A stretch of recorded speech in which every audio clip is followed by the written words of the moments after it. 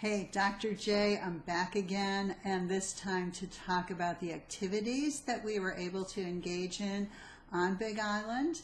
So yes, we did take a helicopter tour over the volcano, the lava, and we were able to see quite a bit of the devastation as well as the lava itself. We also did an evening manta ray snorkel by the Sheraton Resort that I would recommend. In addition, we tried to do a kayak trip through the old irrigation ditches on sugar plantations up near Town. That was terrific. We did another day where we snorkeled at the Captain Cook Memorial during the day with the Fairwind, the boat called the Fairwind, company called the Fairwind. We saw all kinds of spinner dolphins, I would say, at least a dozen, maybe more. And in addition, wonderful variety of tropical fish, lots of good coral near that Captain Cook monument.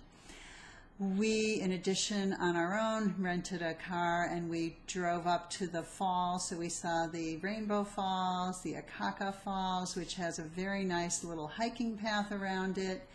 In addition, we stopped at a tropical botanical garden just north of the Rainbow Falls. On another day when we were up in the Waikoloa area, we went further north and we stopped at an old kind of run-down botanical garden, and that was kind of fun too, even though it wasn't as interesting and well kept as the tropical one. It had some gorgeous peacocks, some wild turkeys, the old home that people used to rent out for weddings, and just had a lot of natural beauty because it also overlooked the ocean, and the ocean in that area is really beautiful, blue and clear. Of course, we went to some beaches. We did Hapuna Beach on 2 different days, and it was outstanding on both days. If you're not a local, you will pay $5 to park and use the facilities at Hapuna Beach, but it's well worth it. It is a gorgeous beach because it's very shallow, aqua water, clear aqua waters, easy to body surf and do a little bodyboarding, and just a very easy, pleasant, all around breeze, gorgeous weather, and the sand is all soft and golden. So those are just some of the activities that we engaged in. We generally had a wonderful time doing all of those activities. So let me talk about the kind of most unusual, which was the night snorkel with the manta rays. So in this case, we went with a company called Kona Adventures, and they told us if we paid cash, it would be $85 a person, which was better than paying $109 with the credit card. So we opted for cash. We stopped at the Bank of Hawaii and did our ATM. We went out with 6 people, myself, my husband, a family from Oregon, and their 2 little boys. The boys were 9 and 5. And there were, with our night snorkel, I think we started at 8:30. The water was not very cold at all. It was pretty pleasant, but all of us wore wetsuits because we weren't quite sure. The ride from the dock out to the Sheraton area took all of 5 minutes, but they did give us some training with what we would do, and it was easy to slide from the small boat into the water. We just went immediately and held on to a little platform that had lights. Of course, you need the lights to attract the manta rays, but all of us were able to get in the water. All but one of us had trouble. The little 5-year-old boy was afraid because the manta rays are quite large. Some of them have 15 and 20 foot wingspans.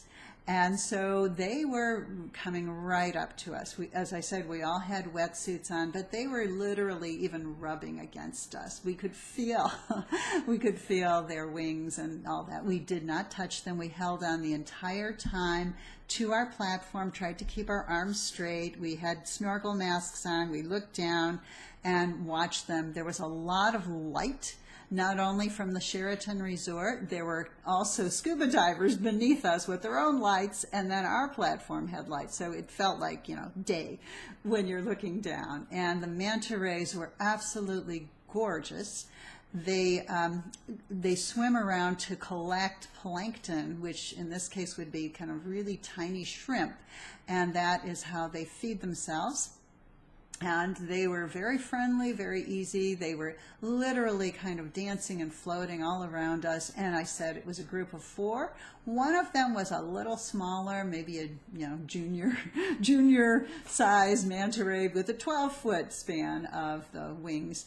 But most were large and very, very easy to feel comfortable with. So that was about half an hour. After half an hour, we were ready to return. The little 5-year-old boy was crying and on top of the platform most of the time with his dad, but it was very pleasant nonetheless. And there were other groups out also on the night snorkel, so I'd say there were about 2 or 3 different platforms out there. And in addition, I would say another 3 or 4 scuba divers beneath us. So there was a gang of people, and we all seemed to be having a pretty great time, except for the boy who was afraid of the mouth of the manta rays because they have huge open mouths in order to collect their plankton, and they look like they're smiling and kind of just happy to be with human beings. And so there was no aggression whatsoever. But nonetheless, after half an hour, we all returned to the dock, and we weren't overly cold. It was pretty warm in the water, pretty comfortable to be in a wetsuit and swimming around. So that was great. As I said, we each paid $85 in cash and worked out well. The next experience was where we went up to, excuse me, whoopsie.